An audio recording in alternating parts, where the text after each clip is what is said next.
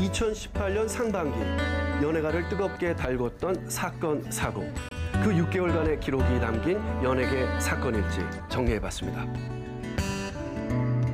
오늘은 2018년 상반기 연예가 사건, 사고에 대해서 이야기 나눠보려고 하는데요. 오늘은 특별히 이승환 TV 칼럼니스트 모시고 함께 이야기 나눠보도록 하겠습니다. 반갑습니다. 반갑습니다. 네, 안녕하세요. 오늘 그래도 좀 부끄럽지 않게 잘 털다가 가보도록 하겠습니다. 잘 좀 부탁드립니다. 다들 잘 지내셨죠? 태교 잘하고 계시고요. 네네, 태교 잘하고 있고요. 네. 또 연예가 중계에서 베테랑이라는 코너를 맡고 있어서 네. 지금 뭐 연예가 중계 거의 핵심 인물이라고 봐도 무방하지 않아요. 그럼요. 연예가 중계는 당신 거야. 열심히 했습니다. 예, 그리고 그 얼마 전에 기사를 통해서 황당한 소식이 전해졌어요. 이재명 경기도지사께서 연예가 중계를 언급하셨는데 연예가 중계처럼 일방적 주장을 여과 없이 연예가 중계처럼 일방적 주장을 여과 없이 저희 프로그램을 근데 잘 안 보시는 것 같아요. 저희 보시니까 못 보실 수 있죠. 예, 그렇죠, 네네네네. 그렇죠. 근데 저희는 그렇게 함부로 여과 없이 방송하지 않습니다. 네, 여기 뭐 이재명 선수도 한번 모셔서 네. 저희가 이야기를 들어보는 것도 방법일 것 같아요. 아, 베테랑이에요? 네네, 원하시는 대로 저희 꽂아드릴 테니까 네네. 나오시면 돼요. 아, 좋죠, 좋죠. KBS 무시했다가 또 어떤 피해를 입을지도 모르니까요. 네, 본격적으로 시작해보도록 하겠습니다. 대한민국에서 가장 민감한 주제가 뭔지 다 아실 거예요. 이게 군대 문제거든요. 군대 문제. 지난 그 4월에 육군 현역으로 입대를 했는데 네. 발목 불안전증 진단을 받고 총 33일의 병가를 사용을 했더라고요. 거기다 이제 1인실에 머문 사실이 알려지면서 특혜 논란에 휩싸였죠. 이외에도 이제 배우 이준 씨나 이제 임수롱 씨 네. 이런 분들 질병을 이유로 현역에 부적격하다라는 판정을 받고 지금 보충역으로 이제 편입을 했고요. 네. 근데 양 선생님도 군의관을 근무를 하셨을 텐데 뭐 네네. 그 군복말 당시에 이런 경우를 혹시 본 적이 아, 있으신가요? 군의관이셨어요? 네, 이제 현역 심사를 판정하는 그런 일을 했었던 군의관이었고요. 그래서 굉장히 많은 이런저런 진단서들을 가지고 오지만 이 두 분의 케이스는 사실 뭐 흔하지 않았던 그런 케이스였던 것 같습니다. 군의관한테도 흔치 않은 케이스네요. 네, 네. 조사에 따르면은 이렇게 연예인들 중에 보충역 판정을 받는 비율이 일반인의 5배라고 한다고 해요. 네. 이렇게 환상을 파는 직업이다 보니까 무대 위에 올랐었는데 근데 제가 오늘 다리가 아파서 이럴 수는 없다 보니까 보는 사람들 입장에선 저거 연예인이기 때문에 받는 특혜가 아닌가라고 의심을 하는 것도 자연스러운 결과일 겁니다. 다른 것도 아니고 군 문제에서 이렇게 특혜에 대한 부분들은 민감한 이유가 있거든요. 그 밖에서 어떤 일을 하고 왔어도 그 안에서는 똑같이 그 계급 안에서의 평등이 있는 거거든요. 근데 아니 여기서도 사회랑 똑같이 이래? 뭐 이런 느낌을 받는 거예요. 근데 이게 좀 새로운 국면을 맞이한 부분도 있습니다. 이게 지드래곤의 문신 위치까지 세세하게 그래요? 적혀진 관찰일지라는 게 이제 퍼졌어요. 네. 일각에서는 군부대에서 그 사생활 보호를 위해서 어떤 조치를 취한 게 아닌가라는 의견도 있습니다. 네. 사실은 이제 의무 기록을 의무병이 마음대로 유출한 것이기 때문에 그 의무 병사에 대해서 징계를 가하는 식으로 대처가 이루어졌어야 하는 부분인데 이런 식으로 이제 풀어나갔다는 것 자체가 일반 사병들이 봤을 때는 너무 큰 특혜처럼 보일 수밖에 없는 것이고 대책이라고 하기엔 너무 미봉책에 그치는 미흡한 대처가 아니었나라는 생각이 들었어요. 지금 장근석 씨도 얘기가 굉장히 많이 벌써 군대 가기 조절인데 왜 이렇게 걱정을 하는 이미지가 됐을까요? 사실은 좀 우스운 얘기예요. 네. 왜냐하면 군대를 보내면 군대가 그만큼 모든 환경이 잘 최적화돼 있으면 걱정할 이유가 없잖아요, 우리가. 이번에 이런 것도 특혜 논란이라고 얘기가 나오지만 상식적인 것들이 이미 이루어지지 않는 차원에서 봤을 때 특혜처럼 더 크게 보이는 면들이 생기는 것 같아요. 일반 사병들도 똑같이 대우를 받을 수 있다면 이런 문제들이 나올 수 있을까요? 그렇죠. 어느 한 사람 때문에 다수가 박탈감을 느낀다는 건 참 슬픈 일인 것 같아요.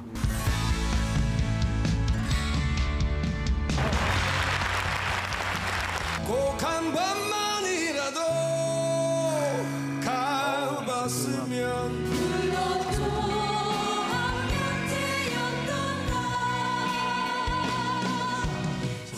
아직도 이 여운이 굉장히 오래 남아있는 것 같아요.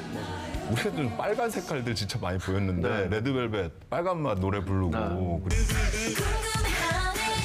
백지영 씨가 총 맞은 것처럼 이런 노래 부르는데 달라진 남북 관계를 상징하는 듯한 느낌? 맞아요. 뭐 그런 걸 굉장히 많이 예전에는 느꼈어요. 상상도 할 수가 없죠. 그렇죠. 어떤 면에서는 우리가 레드 컴플렉스 좀 한동안 계속 갖고 있었잖아요. 그런 것들을 좀 뛰어넘는 상징적인 장면이 아니었나 하는 생각이 좀 들었습니다. 네, 이번에 저는 백지영 씨 멘트를 보면서 굉장히 재밌었거든요. 남북 간의 화해를 주선하는 것도 중요하고 공유도 영광스럽지만 저는 그만큼이나 옥류관 냉면을 먹는 게 저에게는 중요한 맞아요, 일정이었습니다라고 맞아요. 얘기하는 거 보고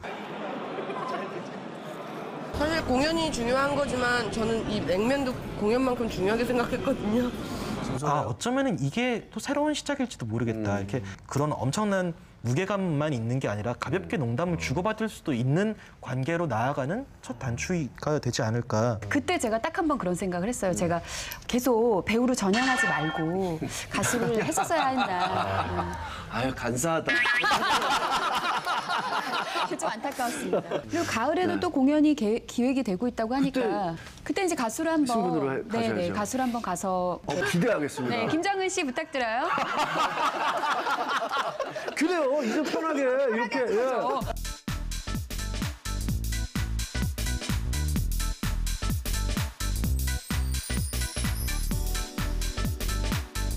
굳이 계속 하는 분들이 이렇게 나오니까 특히 이제 예술계 쪽에 종사하시는 분들이 마약에 대해서 생각하는 게 조금 달리 생각하시는 분들이 좀 많아요. 마치 그게 뭐 예술 활동에 도움이 되는 것처럼 이렇게 오인하시는 분들이 상당히 많거든요. 기본적으로 마약은 뇌를 더 이렇게 향상시키는 물질이 아니고 뇌를 안정시키고 다운시키는 물질이기 때문에 이 사람의 어떤 기능적인 측면을 더 활성화시키는 건 절대 아니고요. 그리고 운동 능력 자체는 오히려 더 감소돼요. 네. 창작 활동에 도움이 된다라는 근거라고 삼을 수는 없을 것 같습니다. 예. 그 힙합 씬에서 이상하게 이 마약하는 거에 대해서 이게 마치 뭐 수액인 것처럼 이렇게 하는 그런 태도들이 약간 보이더라고요. 그게 수액이 되나요? 미국 이렇게 힙합 씬에서는 이렇게 마약에 대해서 가사말에 다루는 것들이 굉장히 사례가 많거든요. 왜냐하면 어려운 환경에서 이제 태어나서 자라면서 성장해온 많은 래퍼들이 살아남기 위해서 뭔가 마약 딜러를 했다랄지 이렇게 참혹한 과정을 다 견뎌냈다. 이겨내고 여기까지 왔다. 이렇게 되면 이게 스웨그가 될 수 있는 건데 네. 한국은 다들 아시겠지만 마약 청정 국가잖아요. 어떻게 보면 마약을 구하기가 어려운 한국에서는 마약을 했다라는 거는 그럼 결국 나 잘 산다라는 얘기밖에 안 되거든요. 대마에 대한 입장과 별개로 이게 왜 스웨그가 돼야 되는 거지 한국에서? 그거는 물어볼 수 있는 질문인 것 같아요. 자기가 쓴 게 아니라 어떤 환각 상태에서 쓴 노래는 듣고 싶지 않거든요. 그 노래는 정말 듣고 싶지 않습니다. 네. 자, 그리고 2018년 또 SNS 논란, 뜨거운 감자로 급부상했는데요. 지난 5월에는 이제 수지 씨 같은 경우요, 그 어느 유튜버의 성추행 피해 사실을 고발하는 국민청원에 공개적으로 동참을 했죠. 근데 청원 글에 잘못된 정보가 있어서 피해자가 발생해서 사실 소송에 휘말리기도 했죠. 네. 사실 좋은 마음 먹고 하셨던 건데. 네. 저는 SNS 활동에서 좀 적극적으로 자기 의견이 있다면 이렇게 하는 것도 나쁘지 않다고 보거든요. 근데 저는 조금 반대로 생각을 하는 게 저도 이제 그 소셜 테이너의 언저리에 이제 발끝을 살짝 담궜다가 언저리에만 이렇게. 원래 소심해가지고 언저리 들어가려다 깊이 들어가려고 하다 지금 찬물 끼얹은 게 뭐냐면 저도 갑질 사건 때문에 분노해서 저도 차라리 다른 항공사가 낫겠다라고 했는데 그 다른 항공사도 지금 사실 문제가 또 일어나서 저는 안 하려고 지금 생각했습니다. 이게 무슨 짓이냐. 삐뚤어진 면 이런 것들이 있는 게 뭐가 있냐면 굉장히 일관성을 요구해요. 어떤 사람이 무슨 얘기를 하면 그거에 빗대서 이럴 것이다 저럴 것이다 스스로 다 판단을 하거든요. 근데 거기서 조금만 벗어나면 뭐야 이거 갑자기 이런 식으로 생각해요. 근데 사람 안에 하나의 자아만 있는 건 아니거든요. 여러 모습이 다 있는 거고 그거를 인정할 때 굉장히 풍요로운 사회가 될 수 있거든요. 얼마 전에도 정무성 씨가 SNS를 통해서 또 그게 또 구설수에 올랐죠. 네, 맞아요. SNS 파급력이 굉장히 놀라운데요. 올 상반기 SNS의 힘을 보여준 사건이 하나 있었잖아요. 그렇죠. 지난 3월이었죠. 청와대 국민청원 게시판에 고 장자연 관련 사건이었는데 그 진실을 밝혀달라고 청원이 올라왔고 실제로 이제 과거사위원회에서 이거를 재수사하기로 결정을 하게 됐죠. 저 너무 기뻐요. 그런 거 너무 기뻐요. 정말 SNS의 파급력을 제대로 보여주는 어떤 일이 아니었나 하는 생각이 듭니다. 2018년도 상반기 연예가를 한 단어로 정의를 한다면 이게 미투 운동이 있었습니다.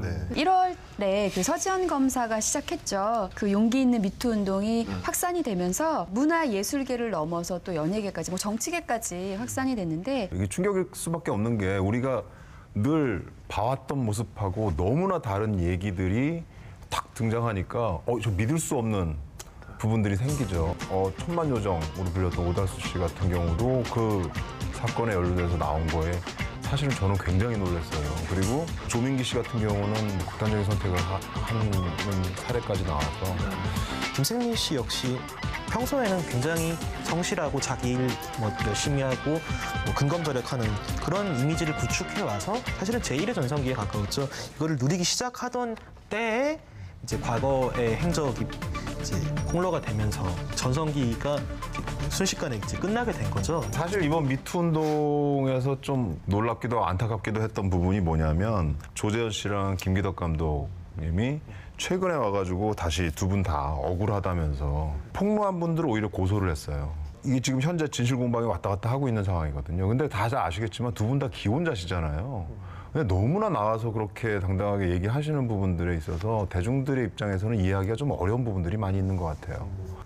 이게 언론 입장에서는 속되게 말하면 꽃놀이패일 수 있거든요. 이게 사실이면은 가해자를 비난을 하면 되고 사실이 아니면은 저 사람 왜 무고를 했지라고 이렇게 그 사람을 비난하면 되는 거고 자신들은 이런 일이 화제가 됐으니까 보도를 했을 뿐이라면서 책임을 안 져도 되는 약간 면책의 영역에 있다라고 생각을 하는지 그러니까 충분히 검증이 되지 않는 정보들을 듣고 바로 보도를 한달지 피해자들이 2차 피해 보는 경우는 굉장히 많았어요. 특히나 이제 그 조재현 씨 미투 건에서는 제2교포 여배우가 누군지 이제 초점을 두고 약간 신상을 터는 쪽에 다수였다고 볼 수 있고요. 사실 왜 피해자가 그 손가락질을 받아야 되는지 사실 우리 문화가 좀 변화해야 되지 않을까 그런 생각도 같이 했습니다. 그럼에도 불구하고 이 미투 운동은 전반적으로 그래도 나름대로 성과가 있지 않았나 하는 생각은 듭니다. 왜냐하면 기본적으로 사람들이 생각하는 이런 감수성, 뭐 성추행이든 이런 부분들에 있어서 대중들이 이제는 한 번쯤 다 생각하는 부분들이 좀 생긴 것 같아요. 그래서 조직 내에서는 실제로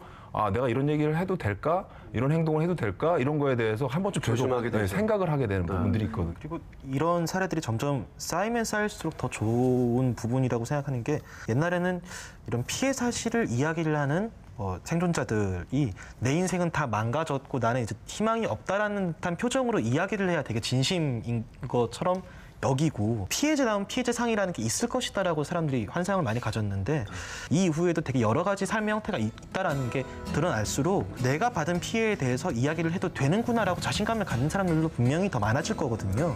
대중들의 시야가 닿는 곳에서 이런 이슈가 계속 이야기되어야 이 변화의 물결이 좀 더 지속되지 않을까라고 생각합니다. 좋은 말씀이십니다. 아무튼 다음 주에도 상반기 결산 2탄 올해를 빛난 인물편이 방송되니까요. 기대해 주시고요. 오늘 함께해 주셔서 감사합니다.